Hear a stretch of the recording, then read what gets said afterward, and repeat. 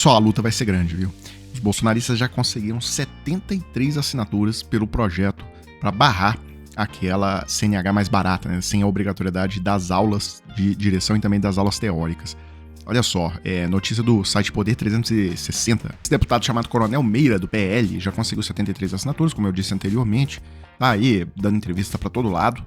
E aí, falando em área, minha área é segurança pública, é polícia. E esse ministro que aí está, o Renan, quando eu encontrar com ele, a minha vontade vai ser eu pegar minha algema e passar nele. Tá certo? Porque é um bandido, na verdade. E eles querem tirar vocês. Por que querem tirar as autoescolas? Porque o lucro de vocês é pequeno. E aí, pessoal, ontem, quando eu tratei desse assunto, quando eu mostrei ali o Gilvan da Federal, deputado bolsonarista inflamado sobre esse assunto, e eu mostrei o vídeo das autoescolas lá em Curitiba fazendo aquela carreata e tal, teve gente que entrou e comentou assim, cara, isso aí são as autoescolas protestando. Aí você acha um deputado bolsonarista e coloca no título assim, bolsonaristas querem que você pague CNH mais caro e tal. Isso aí é clickbait, isso aí você tá colocando título falso, fake news. Tá aí a verdade agora, tá? Tá aí a verdade agora. 73 deputados, inclusive quem tá à frente do negócio nem é o Gilvan da Federal, é outro deputado. Mas eu acho que eles já têm o discurso todo estruturado, né? O deputado Coronel Meira afirmou que a medida ameaça cerca de 300 mil empregos no setor de autoescolas e compromete a segurança nas estradas brasileiras. Meira afirma que as novas regras desqualificam o trabalho realizado por instrutores e professores em todo o Brasil. Ontem, no meu vídeo, inclusive, uma pessoa fez um comentário muito interessante. A Rosana disse que aqui no Canadá é assim. Autoescola não é obrigatório, o aluno estuda por conta própria, o material está no site do governo, depois faz a prova teórica. Se passar, começa a dirigir com a carteira provisória, que tem muitas limitações. Se quiser, paga para fazer a aula de direção. Se já souber dirigir, não paga nada.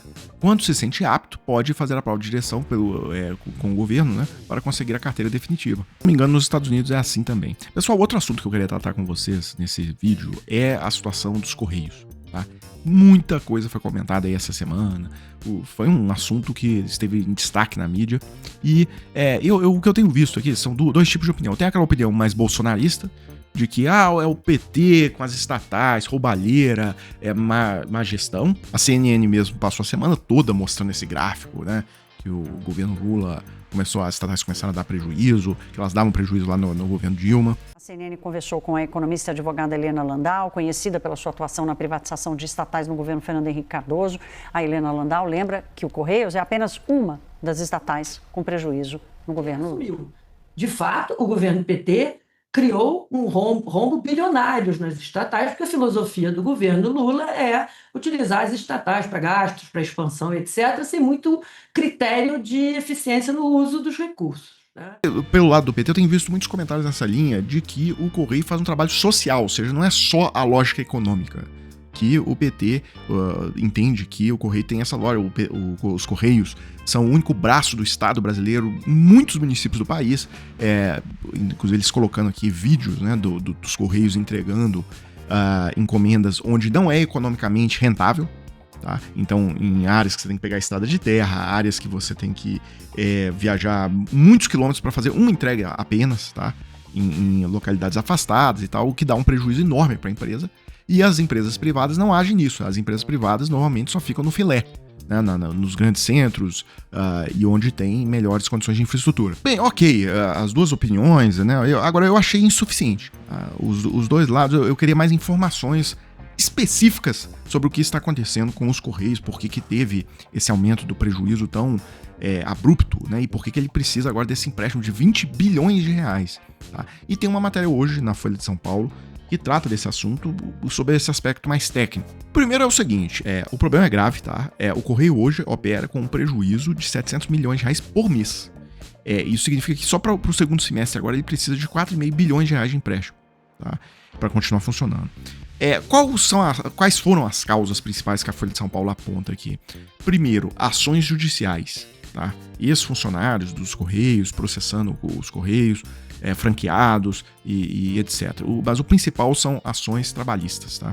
E não havia na contabilidade dos Correios mapeamento adequado dos riscos, provisionamento para esse tipo de perda, né, dessas ações. A Folha diz aqui que a estatal não fez as provisões adequadas para perdas judiciais, o que propiciava o aparecimento de esqueletos fora do planejamento da empresa. A companhia precisou republicar demonstrações de anos anteriores para incorporar esses passivos que vem de ações judiciais iniciadas muitas vezes há mais de 5 anos. Aqui, para deixar bem simples, ou seja, houve maquiagem da contabilidade do balanço dos Correios na gestão Bolsonaro. Tá?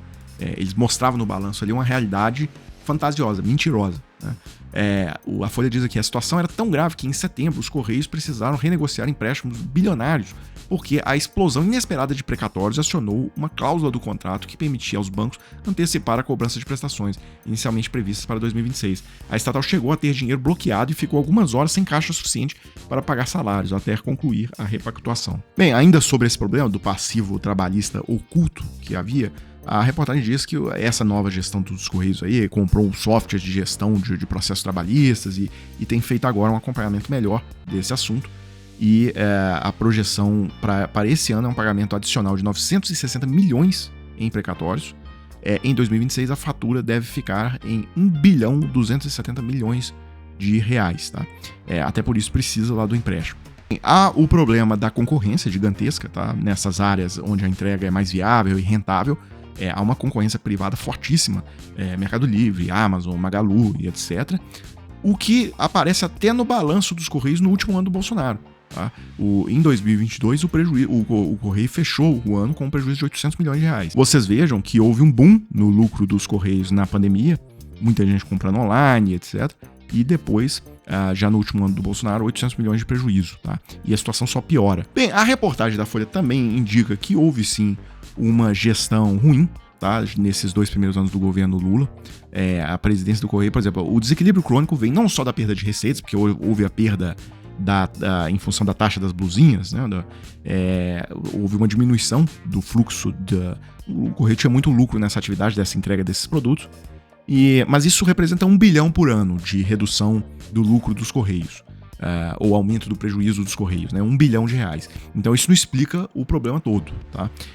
E tá aqui, o desequilíbrio crônico vem não só da perda de receitas, mas também de decisões dos últimos anos, que, a despeito do cenário evidente de dificuldades, resultaram no aumento de despesas. Em 2024, os Correios fizeram um concurso com mais de 3 mil vagas, ao mesmo tempo em que lançavam um programa de demissão voluntária.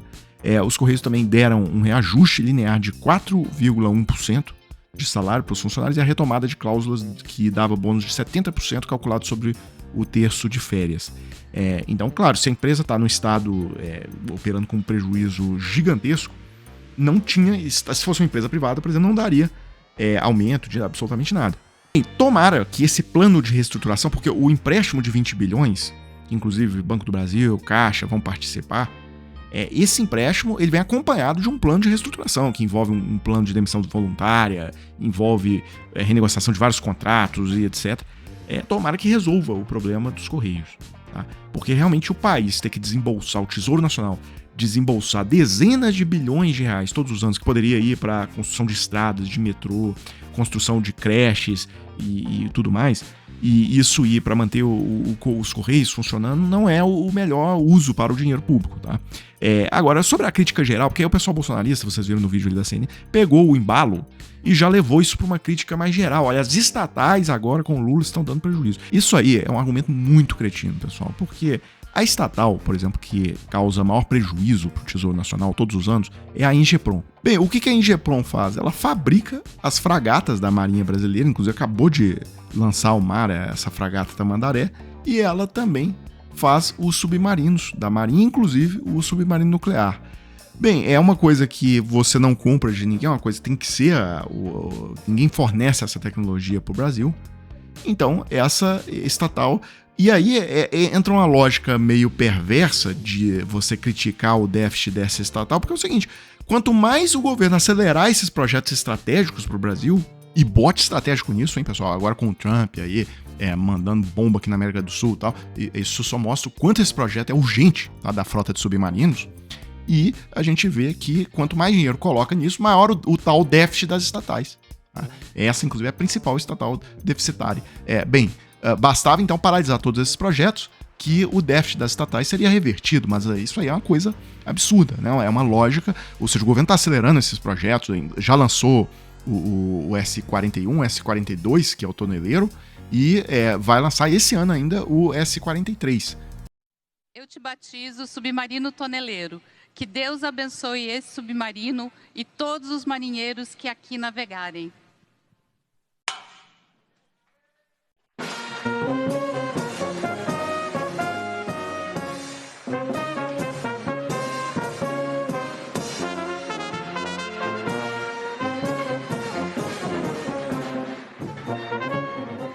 Outro exemplo disso é a EBSER. Os hospitais federais, o governo está com um programa aí de redução de filas para procedimentos no SUS. Colocou dinheiro nessa empresa para tocar esse programa de redução, colocar mais atendimentos ali, fazer multirões e tal. Isso aí entra como déficit das estatais. Tá? A única função essa estatal não tem receita. Tá? Todo o dinheiro vem do Tesouro Nacional. Então é o que eu digo, é uma enganação, é uma canalice falar, aumentou o déficit. Aumentou porque tem projetos, tem coisas sendo entregues para a população e para o país. Só chegamos naquele momento do vídeo em que eu falo com vocês daquela oportunidade para se trabalhar de casa, 100% home office, você que está precisando de um dinheiro extra, ou você que está precisando até mesmo da fonte primária de renda. Olha só, eu trouxe alguns novos depoimentos para vocês de pessoas que procuraram o Clayson e obtiveram um excelente resultado. A Maria, por exemplo, relata que estava desempregada, então ela está por conta, ela é dedicação exclusiva, tá? E tirou, por exemplo, $984 esse mês, fazendo a conversão das aproximadamente R$5.500. Agora, mesmo para você que não está na condição de desempregado, a gente tem aqui, por exemplo, o depoimento do Carlos Matos. Ele é uma pessoa que procurou o Clayson, mas ele tem outro emprego. Ele dizendo aqui, olha, hoje, por exemplo, cheguei exausto depois de mais de 10 horas no trabalho lá na fábrica e estou aqui, né, dedicando e tal, querer compartilhar o resultado de um mês, $643, tá? Ou seja, conseguiu aí aproximadamente R$3.200, sem ser dedicação exclusiva, tá? Só reforçando aqui, não é bet, não é casa de aposta, não é nada disso, isso aqui é trabalho sério. Então, se você tiver interesse nessa oportunidade, pode clicar no link que tá aqui abaixo na descrição do vídeo e você vai conversar lá com o Clayson, que vai te explicar tudo direitinho, você vai compreender exatamente do que se trata. Pessoal, então é isso, eu fecho agora e volto numa próxima oportunidade.